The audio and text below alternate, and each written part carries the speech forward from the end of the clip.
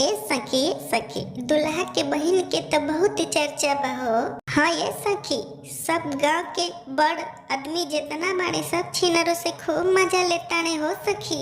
ए सखी दुल्हा मारो में आ गइल बा, तनी गारी गीत गरियावे के ना। अरे दुल्हा के दीदिया के पारी पारा सबे लेता सखी, सबे लेता सखी।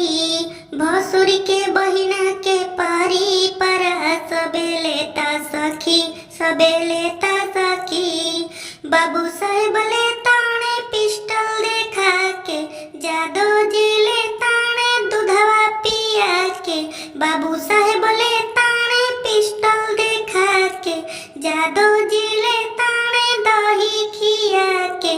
समधी के बहिनी के पारी परा सबे लेता सखी, सबे लेता सखी।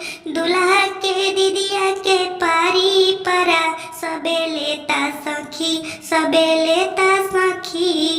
अरे गौवा में छिनरों के चर्चा बहुत बा, दुल्हा या भसुर के खर्चा बहुत बा।